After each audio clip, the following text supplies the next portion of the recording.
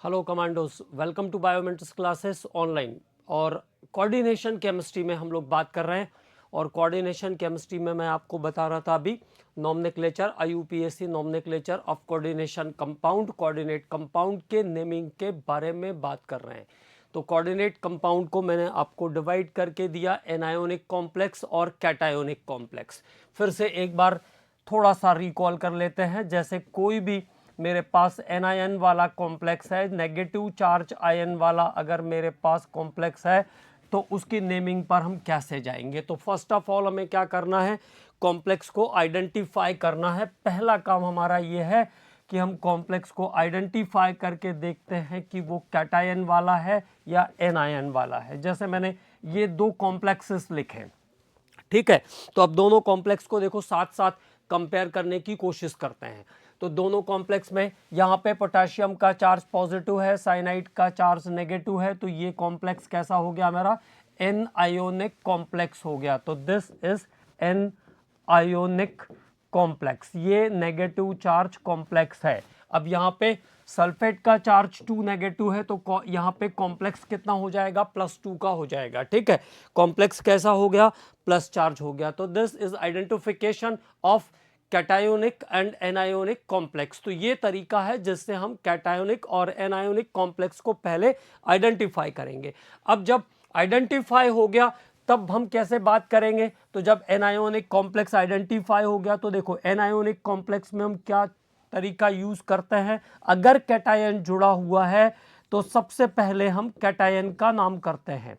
Cation के बाद बारी आती है लिगेंड की, कैटायन के बाद लिगेंड। और हर एनायोनिक कॉम्प्लेक्स में लिगेंड के बाद आएगा central metal atom by using suffix ATE।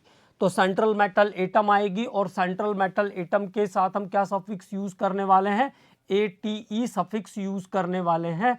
तो central metal atom with suffix ATE, मतलब अगर आयरन है तो फेरेट, कोबाल्ट है तो कोबाल्टेट, निकल है तो निकलेट, सिल्वर है तो अर्जेंटेट, गोल्ड है तो ऑरेट, मर्क्यूरी है तो मर्क्यूरेट, लाइक दिस, प्लेटिनम है तो प्लाटिनेट।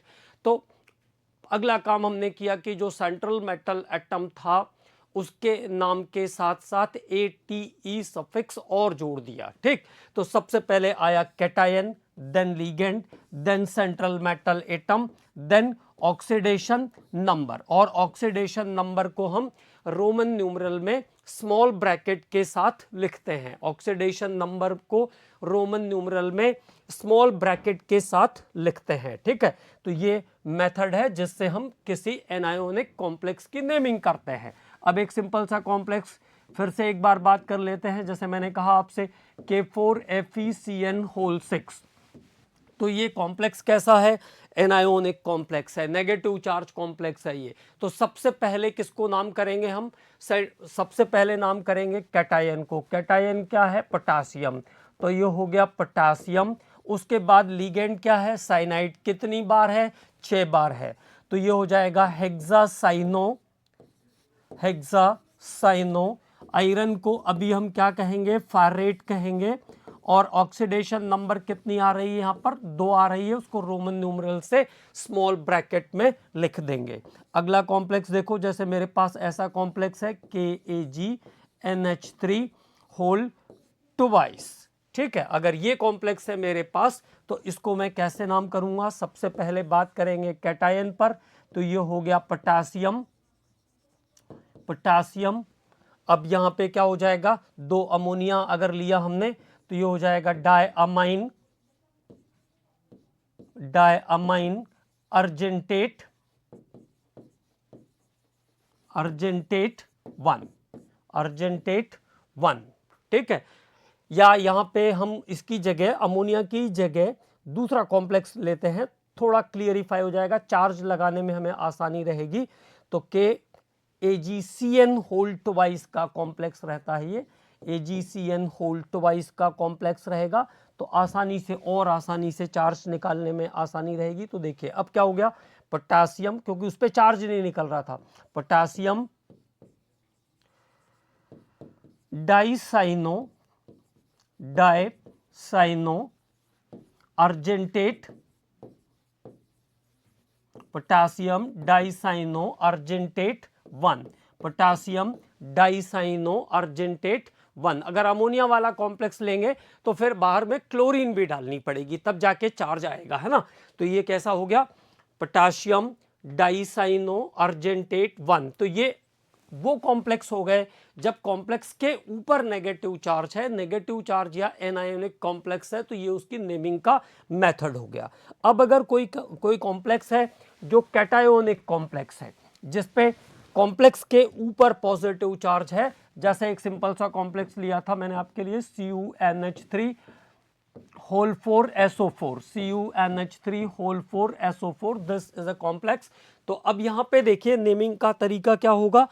सबसे पहले बात करेंगे लिगेंड के बारे में, यहां कोई कैटायन तो है नहीं, तो सबसे पहले किस पे जाएंगे, सबसे पहले जाएंगे लिगेंड पे। लिगेंड के बाद जाएंगे सेंट्रल मेटल एटम पर, और सेंट्रल मेटल एटम में भी हम ATE सफिक्स नहीं जोड़ेंगे। जो कैटायोनिक कॉम्प्लेक्स हैं उनके सेंट्रल मेटल को एज इट इज लिखा जाएगा, उसमें ATE सफिक्स जोड़ने की जरूरत नहीं है, ठीक। फिर इसके बाद oxidation number as it is Roman numeral small bracket. इसके बाद कोऑर्डिनेशन स्फीयर के बाहर क्या प्रेजेंट है, तो group outside of coordination sphere, outside of coordination sphere, group outside of coordination sphere, coordination sphere के बाहर क्या ग्रुप है उसको एज इट इज लिखेंगे विदाउट एनी सफिक्स और प्रीफिक्स, बिना किसी सफिक्स या प्रीफिक्स के, ठीक है। तो ये एक तरीका हो गया कैटायोनिक कॉम्प्लेक्स को नाम देने का। तो अब इस कॉम्प्लेक्स की नेमिंग करके देखते हैं। तो लिगेंड क्या है इसमें, अमोनिया, क्या लिखते हैं, अमाइन, कितनी बार है, 4 बार है, तो क्या हो जाएगा, tetra amine copper. Oxidation number कितनी आ गई, 2, टेट्रा अमाइन कॉपर 2, और कोऑर्डिनेशन स्फीयर के बाहर क्या प्रेजेंट है, सल्फेट। तो सल्फेट को एज इट इज लिखेंगे। तो the correct name of this complex is tetra amine copper 2 sulphate. इस कॉम्प्लेक्स को क्या कहेंगे, टेट्रा अमाइन कॉपर 2 सल्फेट। तो इस कॉम्प्लेक्स का नाम हो जाएगा टेट्रा अमाइन कॉपर 2 सल्फेट। कुछ कॉम्प्लेक्सेस की हम लोग और प्रैक्टिस कर लेते हैं, थोड़े और कॉम्प्लेक्सेस की प्रैक्टिस कर लेते हैं, फिर आगे बात करते हैं। अब देखो कुछ टिपिकल कॉम्प्लेक्सेस जो हैं उनकी प्रैक्टिस कर लेते हैं। पहले कर लेते हैं न्यूट्रल वाले की, फिर उसके बाद और काम करते हैं। जैसे ये कॉम्प्लेक्स आया, तो अब यहाँ पे कार्बोनाइल कैसा है, न्यूट्रल लिगेंड है, कार्बोनाइल न्यूट्रल लिगेंड है। तो यहाँ पे निकल का जो ऑक्सीडेशन नंबर आएगा, अगर ऑक्सीडेशन हमें निकालना है तो 4 × 0, तो x इक्वल टू कितना आ गया, 0 आ गया। तो निकल का ऑक्सीडेशन नंबर कितना आ गया, 0 आ गया। इस टाइप के कॉम्प्लेक्स में भी सबसे पहले हम क्या करेंगे, लिगेंड को नाम करेंगे। लिगेंड क्या है, carbonyl. How many times, 4 times. तो टेट्रा कार्बोनाइल निकल, यहां पर भी ATE नहीं लगाएंगे, टेट्रा कार्बोनाइल निकल 0। इस कॉम्प्लेक्स का नाम क्या हो जाएगा, tetra carbonyl nickel 0, FeCO whole 5। Now it is penta carbonyl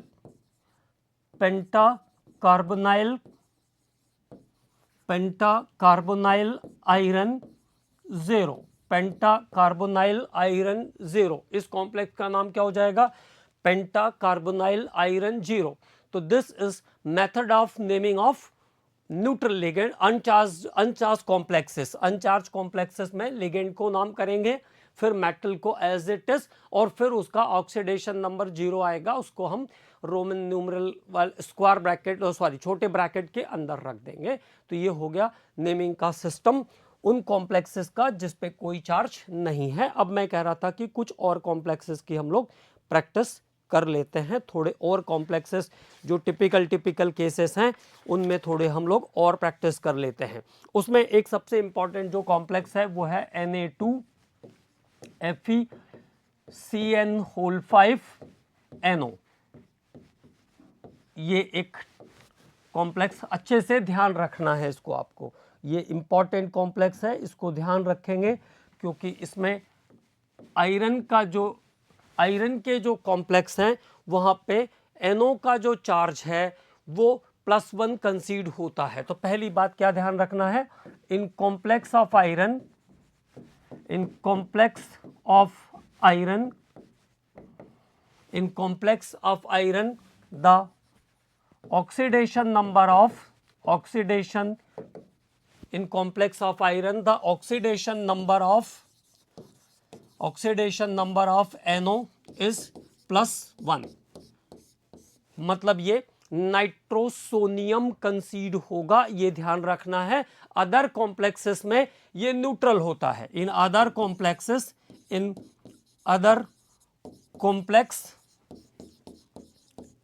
it is neutral, it is neutral, जबकि दूसरे कॉम्प्लेक्स के अंदर ये न्यूट्रल होगा। एनो जो है वो न्यूट्रल होगा, मतलब उसको हम नाइट्रोसाइल कहेंगे, ठीक है। और आयरन के कॉम्प्लेक्स में एनो का चार्ज +1 होगा, ये एक इंपॉर्टेंट बात है। ऐसा हम लोगों ने ऑक्सीडेशन नंबर निकालते समय भी डिस्कस किया था, ठीक है। तो दोबारा ये बात आ रही तो दोबारा आप ध्यान रखना है, in complex of iron the oxidation number of N O is considered to be +1। इसको नोट करके अच्छे से रखेंगे, वैसे भी नोट्स आप लोग बनाते ही हैं तो कोई दिक्कत है नहीं इस बात की, ठीक है। तो आयरन के कॉम्प्लेक्स में एनो का चार्ज +1 होगा। तो पहले आ जाते हैं ऑक्सीडेशन नंबर पर। तो यहाँ हो गया 1 सोडियम का +1, 2 सोडियम का मिला के हो गया 2+, एनो का चार्ज हो गया +1, तो कुल प्लस हमारे पास आ गए पॉजिटिव के 3। तो 3 प्लस आयरन को x कंसीड कर लेंगे, x माइनस 5 साइनाइड है मेरे पास, तो -5 इक्वल टू 0। तो x इक्वल टू कितना आएगा, +2 आएगा ऑक्सीडेशन नंबर यहाँ पे आयरन का, ये ध्यान रखना है। And what is the name of the complex, तो sodium, sodium pentacyano, pentacyano nitrosonium, N O का नाम आया, nitrosonium, nitrosonium ferrate, ferrate 2। This is the correct name of this complex, okay. अच्छे से इसको ध्यान रखेंगे, sodium pentacyano nitrosonium ferrate 2 is the correct name of this complex, है ना। इसमें कई जगह कंफ्यूजन होता है, बुक्स में भी कहीं कहीं पर गलत लिखा हुआ है, इसलिए कंफ्यूजन हो जाएगा। अगर एनो को आप न्यूट्रल लिगेंड कंसीड कर लेंगे तो ऑक्सीडेशन नंबर 3 आ जाएगी, लेकिन ऐसा होता नहीं है। इसमें ध्यान रखेंगे, एनो का जो ऑक्सीडेशन नंबर है वो आयरन के कॉम्प्लेक्स में कितना होगा, 2 होगा, इस बात को ध्यान रखेंगे। एक होगा आयरन का, आयरन के कॉम्प्लेक्स में एनो का चार्ज नंबर कितना होगा, 1 होगा, ठीक है। इसलिए इसको स्पेशली आपको बताया मैंने। अब और कुछ स्पेसिफिक कॉम्प्लेक्सेस पर हम लोग बात कर रहे हैं। हम लोगों ने पूरे कॉम्प्लेक्सेस कर लिए हैं, तो अब आराम से हम लोग थोड़े जो टिपिकल कॉम्प्लेक्सेस हैं उनको भी डिस्कस कर लेते हैं, ठीक है। अगला कॉम्प्लेक्स देखते हैं, पोटाशियम के CrF4O, ये अगला कॉम्प्लेक्स, ठीक है। तो अब इसका नाम क्या होगा, तो इस कॉम्प्लेक्स का नाम होगा पोटेशियम टेट्राफ्लोराइडो। कैसे लिखेंगे इसको ये बता रहा हूं मैं आपको, potassium tetrafluorido, tetrafluorido oxo, tetrafluorido oxo chromate 4, chromate 5 आएगा, बल्कि क्रोमेट 5। चार्ज नंबर चेक कर लेते हैं। यहाँ पे ये हो गया x, ये 4 माइनस और ये 2 माइनस, ऑक्सीजन का 6 माइनस, एक पॉजिटिव गया तो कितना बचेगा, 5 बचेगा। तो this is the correct name of the complex, potassium tetrafluorido oxochromate 5, oxochromate 5 is the correct name of this complex. इस कॉम्प्लेक्स का ये नाम हो जाएगा। अब बात करते हैं और कुछ एग्जांपल्स के बारे में। कोबाल्ट CO, NH3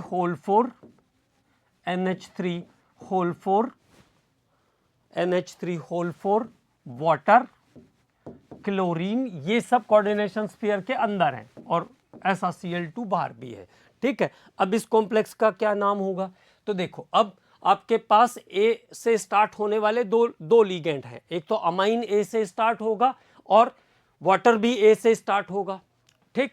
तो अब किसको पहले नाम करें, तो फिर उसका सेकंड टर्म भी देखेंगे। अमाइन में क्या आएगा, ए एम आएगा, वाटर में क्या आएगा, ए क्यू आएगा।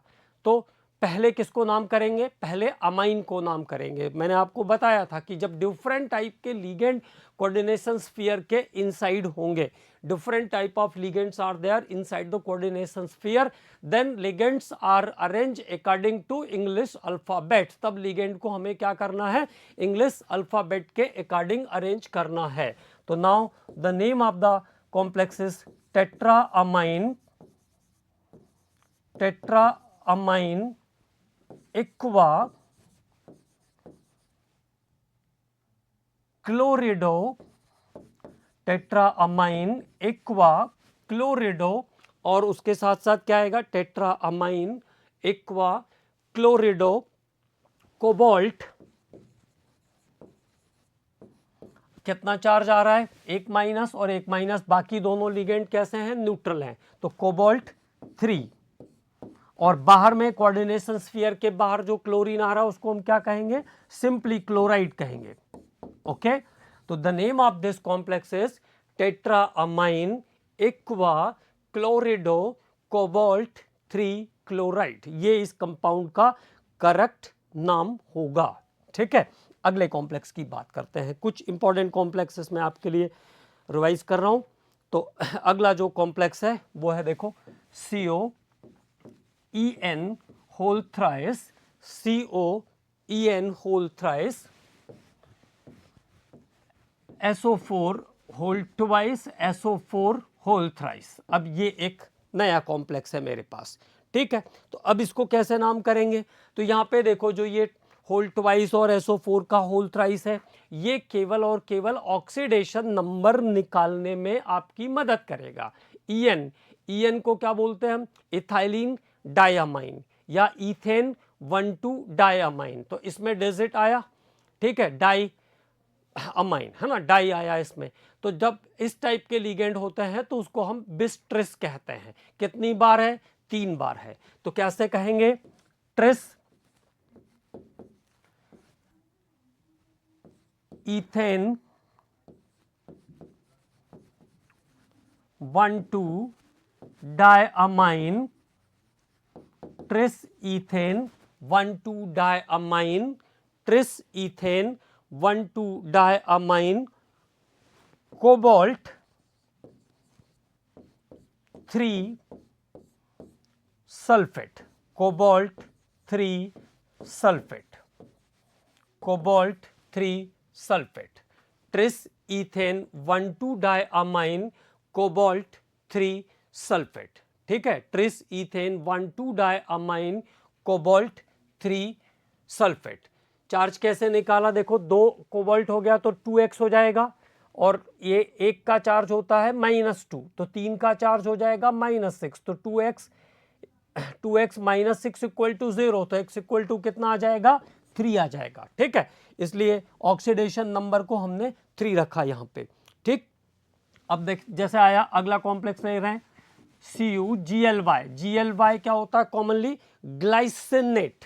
GLY क्या होता है, ग्लाइसिनेट, याद आ रहा है, NH2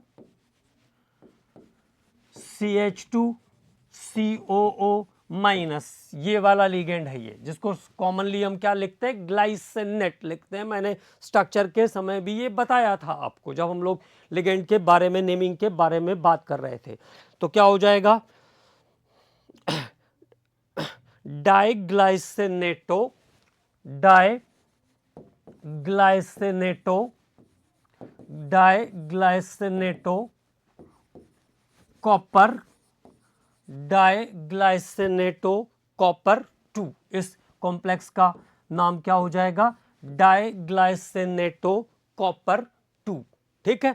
तो कुछ कॉम्प्लेक्सेस के नेम हमको याद भी रखने हैं, और अगर आप लिगेंड्स को अच्छे से याद रखोगे, कौन सा लिगेंड कैसा था, किसका स्ट्रक्चर कैसा बनाया था हमने, तो ये सब चीज़ें आपको ध्यान रहेगी, कोई प्रॉब्लम क्रिएट नहीं होगी, ठीक है।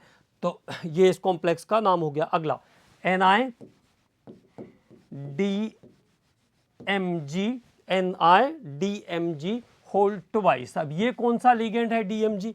डाइमिथाइल ग्लाइओक्सिमेटो। इसका नाम क्या है?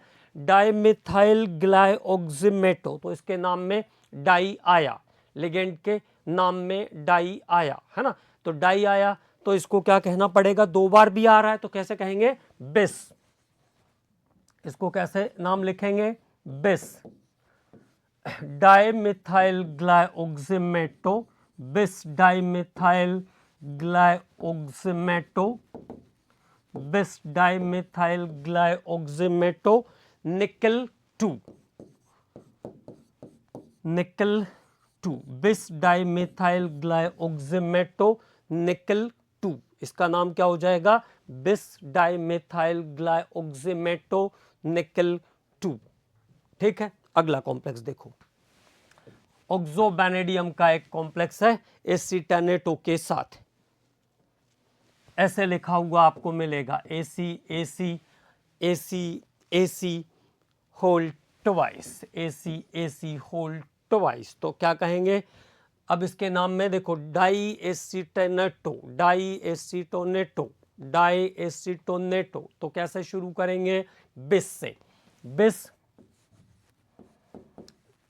डाई एसीटानेटो, एसीटानेटो, एसीटोनेटो। चलिए एक बार फिर से लिख देते हैं, डाई एसीटोनेटो। उसके बाद क्या आया? ऑक्सोबैनेडियम। ऑक्सो, ऑक्सीजन जुड़ा हुआ है बेनेडियम के साथ, तो ऑक्सोबैनेडियम,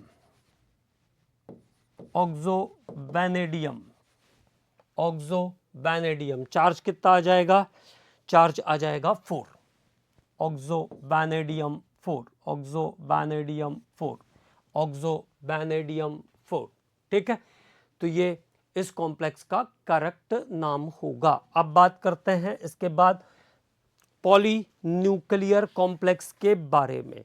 तो ब्रिजिंग लिगेंड या पॉलीन्यूक्लियर कॉम्प्लेक्स, पॉलीन्यूक्लियर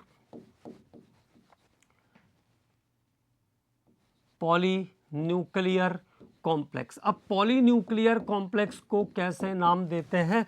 तो केवल एक अलग से बात इसमें आपको ध्यान रखना है। पॉलीन्यूक्लियर कॉम्प्लेक्सेस की नेमिंग में केवल एक बात हमको अलग से ध्यान रखना है, वो ये है कि जो लिगेंड ब्रिज का फॉर्मेशन करते हैं, जो लिगेंड ब्रिज का फॉर्मेशन करते हैं उनके साथ म्यू प्रीफिक्स जोड़ेंगे, म्यू प्रीफिक्स जोड़ेंगे, और दो हैं तो दोनों के बीच में एक हाइफन लगाएंगे, है ना। तो म्यू प्रीफिक्स जोड़ते हैं उन लिगेंड्स के नाम के पहले जो ब्रिज का फॉर्मेशन करते हैं, जो ब्रिज का फॉर्मेशन करेंगे उनके नाम में म्यू प्रीफिक्स जोड़ेंगे। जब मैं समझाऊंगा, लिखूंगा तो अपने आप समझ में आ जाएगा। देखो H2O होल 4 एक पॉलीन्यूक्लियर कॉम्प्लेक्स कैसे बनता है? OH Fe, H2O whole 4, H2O whole 4 SO4 एक पॉलीन्यूक्लियर कॉम्प्लेक्स है ये। अब पॉलीन्यूक्लियर कॉम्प्लेक्स में देखो दो बार मेटल एटम आया है, तो उसको आप दो बार में भी ले सकते हैं और एक बार में भी ले सकते हैं। ठीक है, तो देखो कैसे नेमिंग शुरू करेंगे। पहले क्या दिख रहा है आपको? वाटर दिख रहा है, तो टेट्रा एक्वा, टेट्रा एक्वा। ठीक है, कैसे लिया? Tetra aqua. अब देखो ब्रिज फॉर्म करने वाले लिगेंड हमारे पास क्या हैं? कौन से लिगेंड है जो ब्रिज फॉर्म कर रहे हैं? वो है OH। ब्रिज फॉर्म करने वाले लिगेंड क्या हैं? OH। मैंने क्या कहा, क्या ध्यान रखना है? जो लिगेंड ब्रिज फॉर्म करते हैं उनके नाम के पहले म्यू प्रीफिक्स लगाना है। जो लिगेंड ब्रिज फॉर्म करते हैं उनके नाम के पहले म्यू प्रीफिक्स लगाना है। तो कैसे बोलेंगे? Tetra aqua mu, mu dash दो बार है, म्यू डैश डाई हाइड्रोक्सो। कुछ नहीं, बिल्कुल सिंपली वैसे ही जा रहे हैं। बस एक बात ध्यान रखनी है, जो लिगेंड ब्रिज फॉर्म करते हैं उनके नाम के पहले म्यू प्रीफिक्स लगाना है। ओके, तो tetra aqua mu mu di hydroxo, tetra aqua mu mu di hydroxo. फिर इसके बाद कितने बार आयरन है? 2 बार आयरन है। ठीक, तो म्यू म्यू डाई हाइड्रोक्सो, फिर से क्या आया? लिगेंड आया, फिर से टेट्रा एक्वा, तो म्यू म्यू डाई हाइड्रोक्सो, फिर से टेट्रा एक्वा। दोनों आयरन को मैं एक साथ लेना चाह रहा हूं इसलिए ऐसा लिखा मैंने, नहीं तो 2 बार लिखना पड़ेगा। Di iron, di iron. अब आई बारी ऑक्सीडेशन नंबर की, तो देखो यहां पे एक और एक 2 माइनस, 2 OH है तो 2 माइनस, और एक सल्फेट है तो कितना हो गया? एक सल्फेट। ऐसा है ये स्ट्रक्चर, यहां पे स्ट्रक्चर में थोड़ा सा चेंज, तो स्ट्रक्चर जो है वो ऐसा है। ठीक, तो अब एक सल्फेट का चार्ज कितना? 2 माइनस, 2 सल्फेट का चार्ज कितना? 4 माइनस, और 2 OH माइनस, तो कितने हो गए? 6 माइनस। और मेटल कितने हैं? 2। आयरन कितने हैं? 2, तो 2x माइनस 6 इक्वल टू 0, तो x इक्वल टू कितना आ जाएगा? 3। तो डाई आयरन 3, और स्फीयर के बाहर क्या दिख रहा है आपको? सल्फेट दिख रहा है, तो di iron 3 sulphate, di iron 3 sulphate. ठीक है, ये कॉम्प्लेक्स पूरा ऐसा है ओवरऑल। ठीक है, अब फिर से एक बार इसके नेमिंग के बारे में हम लोग बात कर लेते हैं। तो देखो वाटर आया कितने टाइम्स? 4 टाइम्स, तो टेट्रा एक्वा। फिर क्या ध्यान रखना है? जो ब्रिजिंग लिगेंड है, जो ब्रिज फॉर्म कर रहे हैं, उनके नाम में म्यू प्रीफिक्स जोड़ना है। तो क्या हो गया? Mu mu di hydroxo. फिर से आया वाटर, तो टेट्रा एक्वा। 2 बार आयरन है, मैंने ऐसा कहा कि इंडिविजुअली आयरन 3 भी ले सकते हैं, कोई दिक्कत नहीं है। Di iron 3 sulphate, di iron 3 sulphate, तो ये इस कॉम्प्लेक्स का करेक्ट नाम होगा। अगला एक और कॉम्प्लेक्स देखते हैं ऐसा, तो थोड़ी प्रैक्टिस हो जाएगी। अभी मैंने लिया EN whole twice, EN whole twice CO, और यहां पे जो ब्रिज फॉर्म करने वाले लिगेंड हैं वो NH2 मतलब अमाइडो, और OH, फिर CO, फिर EN whole twice, EN whole twice SO4, SO4 whole twice, SO4 whole twice. अब देखो इस कॉम्प्लेक्स का नाम कैसे लिखेंगे? सबसे पहले क्या बात है, ये हमारे पास EN आया, तो EN ethane 1,2 diamine, EN is ethane 1,2 diamine. उसके उस लिगेंड के नाम में डाई आया, और अगर आया तो क्या काम करेंगे? फिर उसको हम बिस ईथेन 1,2 डायमाइन कहेंगे। कैसा बोलेंगे उसको? बिस ईथेन 1,2 डायमाइन, बिस ईथेन 1,2 डायमाइन, बिस ईथेन 1,2 डायमाइन। अब आ जाइए ब्रिज पे, तो ब्रिज के पास क्या है? अमाइडो और हाइड्रोक्सो, तो कैसे लिखेंगे? म्यू अमाइडो, म्यू अमाइडो,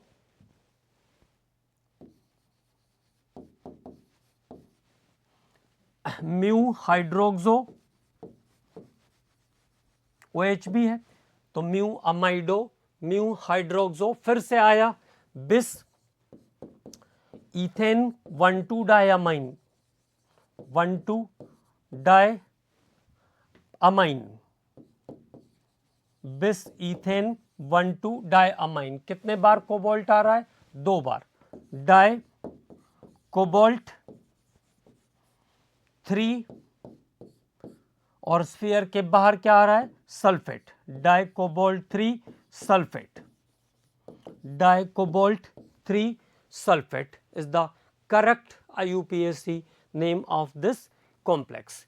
इस ब्रेजिंग कॉम्प्लेक्स का करेक्ट IUPAC नेम होगा bis ethane 1,2 diamine mu amido mu hydroxo bis ethane 1,2 diamine di cobalt 3 sulphate, di cobalt 3 sulphate. Okay, तो this is the method of naming of the complex compound. ये complex compound के naming का method हो गया। This is the method of naming of complex compound.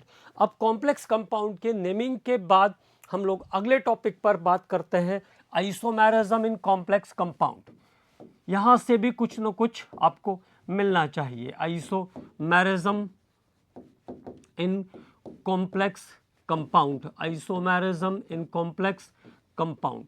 तो complex compound में किस किस टाइप का आइसोमेरिज्म होता है उसके बारे में हम लोग अब बात करते हैं। आइसोमेरिज्म इन कॉम्प्लेक्स कंपाउंड, ठीक है। एज इट इज देखो, नॉर्मल वाले आइसोमेरिज्म से भी सिंपल है ये, बस केवल आपको नाम याद रखने हैं और एग्जाम्पल याद रखने हैं। यहाँ पे एक चैलेंज रहेगा, एग्जाम्पल याद रखना एक चैलेंज है बस, और कुछ भी नहीं है, बिल्कुल सिंपल है। आइसोमेरिज्म इन कॉम्प्लेक्स कंपाउंड, तो कॉम्प्लेक्स कंपाउंड में भी नॉर्मल की तरह ही दो आइसोमेरिज्म होगा। पहला स्ट्रक्चरल और दूसरा स्टीरियो। तो एक तो आइसोमेरिज्म हो जाएगा आपका स्ट्रक्चरल और एक हो जाएगा स्टीरियो।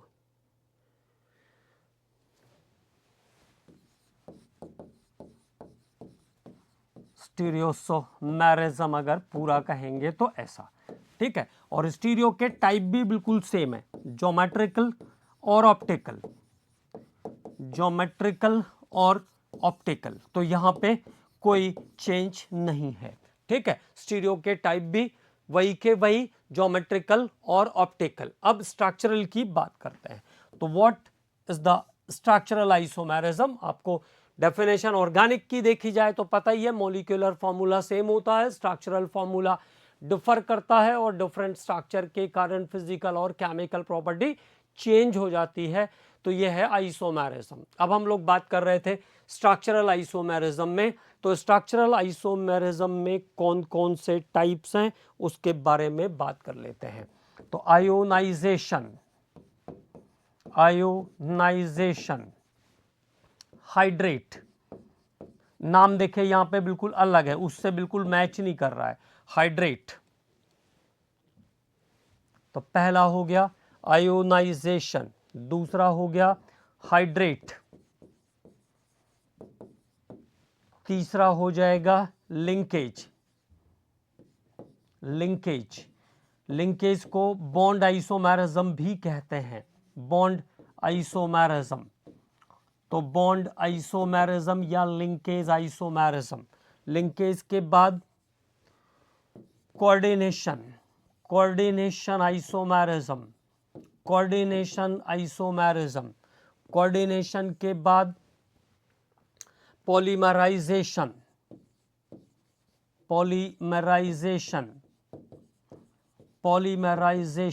और इसका आखिरी जो टाइप है वो है कोऑर्डिनेशन पोजीशन। तो यहीं पे लिख देता हूं मैं, अगला आखिरी जो टाइप है वो है coordination position, only in polynuclear complexes.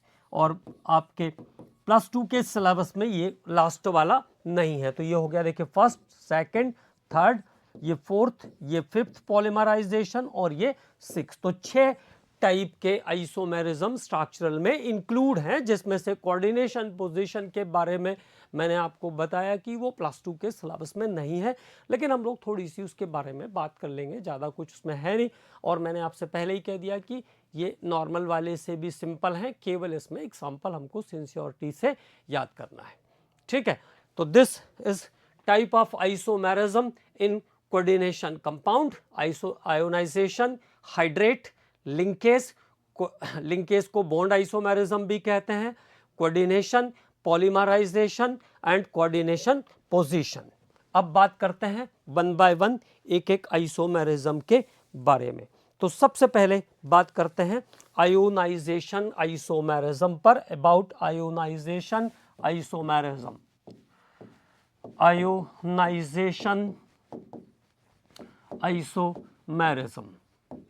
Ionisation isomerism, केवल और केवल एक लाइन ध्यान रखना है, when the coordinate compound give different type of ions in aqueous solution। मतलब हमें क्या ध्यान रखना है, अगर कोऑर्डिनेशन स्फीयर के अंदर और बाहर के आयन बदल रहे हैं, there is exchange, there is difference of ions inside and outside of the coordination sphere. अब ये तो साइंटिफिक बात हो गई कि कॉम्प्लेक्सेस अलग अलग टाइप के आयन एक आयन को एक्सचेंज करने वाले, लेकिन हमें कैसे समझ में आएगा? तो कोऑर्डिनेशन स्फीयर के अंदर और बाहर अगर अलग अलग आयन हैं तो ये किस आइसोमेरिज्म का एग्जाम्पल होगा? This is example of ionisation isomerism. तो क्या ध्यान रखेंगे? Coordination compound, coordination compound, coordination compound give different type of ions, give different types of ions in aqueous solution, aqueous solution। Coordination compound जब जलीय विलयन में भिन्न भिन्न प्रकार के आयन उत्पन्न करते हैं। Coordination compound give different type of ions in aqueous solution. आराम से समझ में भी आएगा, कोई दिक्कत नहीं। Coordination compound give different type of ions in aqueous solution. देखो जैसे मैंने एक कॉम्प्लेक्स लिया CO NH3 whole 5 NH3 whole 5 BrSO4। तो देखो आपको ये बात पता है कि अमोनिया एज अ लीगेंड है, तो कोऑर्डिनेट बॉन्ड से जुड़ा हुआ होगा, तो उसके बाहर जाने का तो कोई चांस ही नहीं है। अब इसमें अगर कुछ आप बाहर ले जा सकते हो तो क्या चीज़ बाहर जा सकती है? तो क्या हो जाएगा? CONH3 होल 5 सल्फेट अंदर आ सकता है और ब्रोमीन बाहर जा सकता है। ये चांस है बस केवल इस कॉम्प्लेक्स के अंदर, ठीक है। तो only the chance of exchange of sulphate and bromine. अब ये दो कॉम्प्लेक्स लिखे हुए हैं, नॉर्मली पूछते कैसे हैं? ये दो कॉम्प्लेक्स लिख देंगे और बोलेंगे कौन सी आइसोमेरिज्म शो कर रहा है। तो देखो different type of ions in aqueous solution, different type के आयंस हैं एक्वस सॉल्यूशन में या कोऑर्डिनेशन स्फीयर के अंदर और बाहर के आयन बदल रहे हैं। एक पहली बार कौन सा था? सल्फेट बाहर है, दूसरी बार कौन बाहर है? ब्रोमीन बाहर है। अब इसके कारण क्या होगा? सल्फेट बाहर तो कलर अलग, ब्रोमीन बाहर तो कलर अलग। ब्रोमीन का कलर तो सभी को पता है कि वो रेडिश ब्राउन कलर शो करेगा, ठीक। तो जब सल्फेट बाहर रहता है तो इसका कलर कैसा होगा? वॉयलेट। लेकिन ये सब प्रैक्टिकल वाली बात है। ब्रोमीन बाहर है तो कैसा हो जाएगा? रेडिश कलर का हो जाएगा, रेडिश कलर हो जाएगा। तो कॉम्प्लेक्स का कलर भी चेंज हो जाएगा जब वो अलग अलग टाइप के आयंस प्रोड्यूस करेगा। तो this isomerism give rise due to different type of ions in aqueous solution. अगर एक्वस सॉल्यूशन में आयन बदल रहे हैं, हम कैसे पहचानेंगे? कोऑर्डिनेशन स्फीयर के अंदर और बाहर आप आसानी से देख सकते हैं। यहाँ पे ब्रोमीन अंदर है, सल्फेट बाहर है। दूसरे वाले सेट में क्या हुआ? सल्फेट अंदर है, ब्रोमीन बाहर है, तो आयन बदल रहा है। हमको साफ साफ दिखाई दे रहा है कि पहले बार सल्फेट बाहर था, दूसरे बार ब्रोमीन बाहर है। और जब कॉम्प्लेक्स अलग अलग आयन जनरेट करेगा, अलग अलग टाइप के आयन जनरेट करेगा, तो उसका कलर भी अलग अलग होगा, ठीक है। तो when complexes give different type of ion in aqueous solution, it is ionisation isomerism. तब इसको हम कहेंगे आयोनाइजेशन आइसोमेरिज्म। एक और कॉम्प्लेक्स लेते हैं, PT NH3 whole 4 Cl2 Br2। अब इसका दूसरा सेट कैसा बनेगा? आप आराम से अपने आप से बना सकते हो। कैसे बनेगा इसका दूसरा सेट? तो पहले बार Cl2 बाहर है, ब्रोमीन बाहर है। अब अगले बार हम क्या करेंगे? इसको PT NH3 होल 4 Br2 को अंदर ले लो और Cl2 को बाहर ले लो, बन गया आयोनाइजेशन आइसोमेरिज्म का सेट। तो this is another set of ionisation isomerism, ठीक है। अगला कॉम्प्लेक्स देखते हैं, एक और एग्जांपल देखते हैं, that is CONH3 whole 4, CONH3 whole 4, Cl2, CONH3 whole 4, Cl2 और यहाँ पे जो बाहर में आयन है पहली बार वो है NO2, मतलब नाइट्राइटो N। ठीक, क्या चेंज कर सकते हैं इसमें हम? अब देखो CONH3 होल 4 इधर तक कोई चेंज होगा नहीं, Cl NO2 और एक NO2 एक Cl बाहर चला जाएगा, ये हम चेंज कर सकते हैं क्योंकि NO2 जो चार्ज नंबर रखता है वो -1 ही रखता है, तो एक ही क्लोरीन बाहर जाएगा। तो there is different type of ions inside and outside of the coordination sphere. Square bracket को हम कोऑर्डिनेशन स्फीयर कहते हैं, इसके अंदर और बाहर के आयन अलग अलग हैं। तो जब अलग अलग आयंस होंगे inside and outside of the coordination sphere, this give rise the ionisation isomerism. अब अगले आइसोमेरिज्म पे हम बात करेंगे इसके बाद। तो आयोनाइजेशन के बाद बात करते हैं हाइड्रेट के बारे में। Hydrate isomerism. हाइड्रेट को सॉल्वेट भी कहते हैं, ये भी ध्यान रखेंगे। कई बार नाम से भी डिफरेंट नाम से पूछ लिया तो पता चला हम गैस ही नहीं कर पाए। तो hydrate is also called solvate. बहुत सिंपल है, सॉल्वेट भी है ना, हाइड्रेट और solvate isomerism. when different number of water molecules different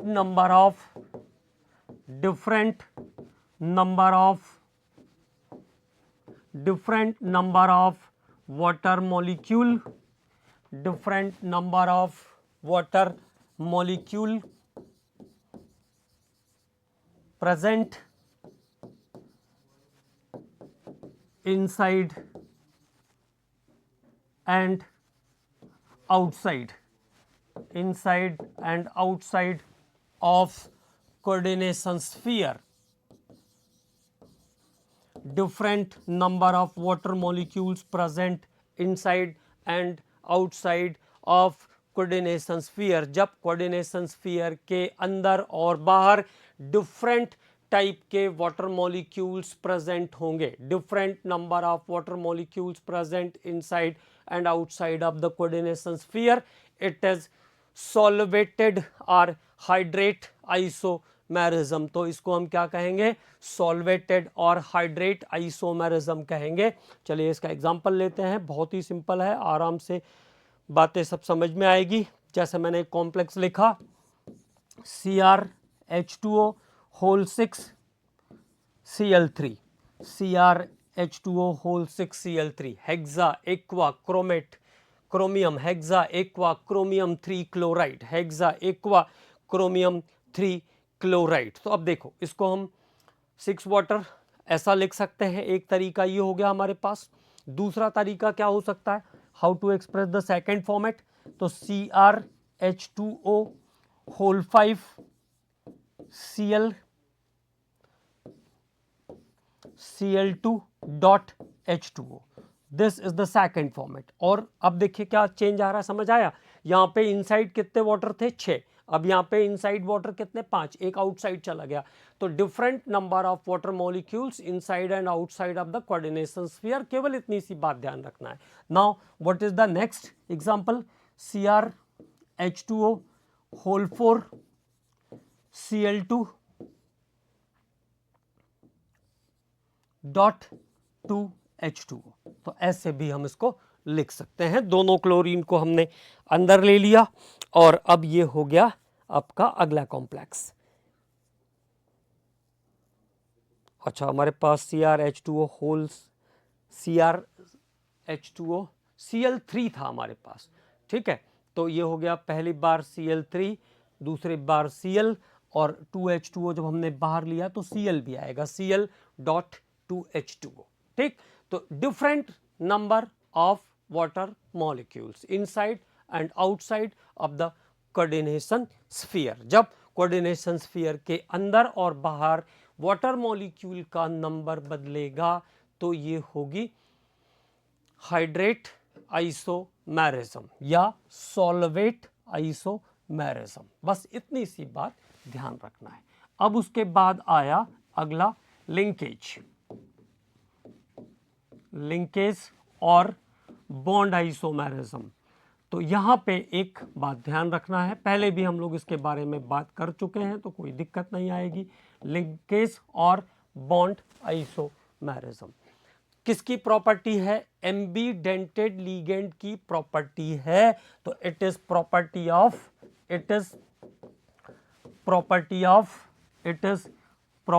of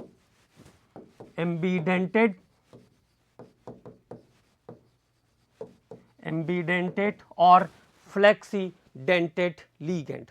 उभय दंतुर लिगेंड का गुण है ये, एम्बीडेंटेड और फ्लेक्सीडेंटेड लिगेंड की प्रॉपर्टी है। जैसे नाइट्रो, तो मैं कैसे जोड़ सकता हूं इसको, ONO विथ M, तो दिस इज नाइट्राइटो O। और अगर मैंने ऐसा जोड़ा इसको मेटल के साथ तो नाइट्राइटो N, मतलब इसके पास दो डोनर एटम हैं, दो डोनर एटम प्रेजेंट हैं and at a time it is linked with only one of the atom, either atom से जुड़ेगा ये, है ना। तो दिस इज द लिंकेज और बॉन्ड आइसोमेरिज्म। इसको हम लिंकेज या बॉन्ड आइसोमेरिज्म कहेंगे। फिर से एक बार बात कर लेते हैं। एम्बीडेंटेड लिगेंड की प्रॉपर्टी है और एम्बीडेंटेड लिगेंड के बारे में हमें पता है कि जिसमें दो डोनर एटम होते हैं, लेकिन at a time central metal atom से एक ही जुड़ेगा, या तो ऑक्सीजन जुड़ेगा या तो नाइट्रोजन जुड़ेगा। If oxygen is concern then it is nitrite. यहां पे कोऑर्डिनेशन में इसको हम क्या कहेंगे, नाइट्राइटो O, और अगर N जुड़ेगा तो नाइट्राइटो N कहेंगे, ठीक। तो mode of linking of ligand के कारण, mode of linking of atom के कारण जब दो डिफरेंट कॉम्प्लेक्सेस फॉर्म होंगे तो इन दोनों कॉम्प्लेक्स के बीच कौन सा आइसोमेरिज्म होगा, दैट इज लिंकेज और बॉन्ड आइसोमेरिज्म। तब यहां पे लिंकेज या बॉन्ड आइसोमेरिज्म जनरेट करेगी, ठीक है। अब बात कर लेते हैं हम इसके एग्जाम्पल के बारे में। तो बिल्कुल सिंपल सा example, CONH3 whole 5 CONH3 whole 5 NO2 Cl2। अब मान लो मैंने एक कॉम्प्लेक्स लिखा, अब इसका आपको लिंकेज लिखना है, लिंकेज आइसोमर लिखना है। तो कैसे लिखोगे, देखो CONH3 होल 5 ONO Cl2, बिल्कुल सिंपली लिख दिया हमने। एक बार नाइट्रो, एक बार नाइट्राइटो N, एक बार नाइट्राइटो O। तो there is change in mode of linking of atom, ठीक। अगर कॉम्प्लेक्स का नाम लेना है तो क्या हो जाएगा, penta amine nitrito N cobalt 3 chloride, और यहां पे क्या हो जाएगा, penta amine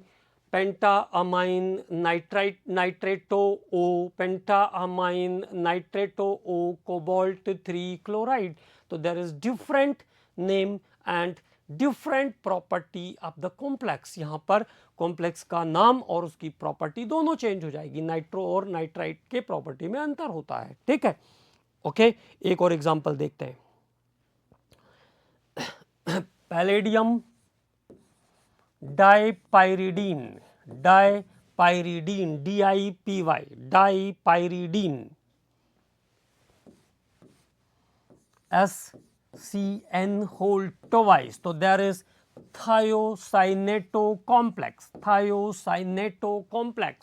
okay. And how to make the second set, तो PDDIPY तक कोई चेंज नहीं होगा, NCS whole twice, isothiocyaneto complex। तो thiocyaneto and isothiocyaneto complexes are the linkage isomer। तो their mode of linking of atom change, this give rise linkage isomerism। यहाँ पे आ जाएगी linkage isomerism, ओके।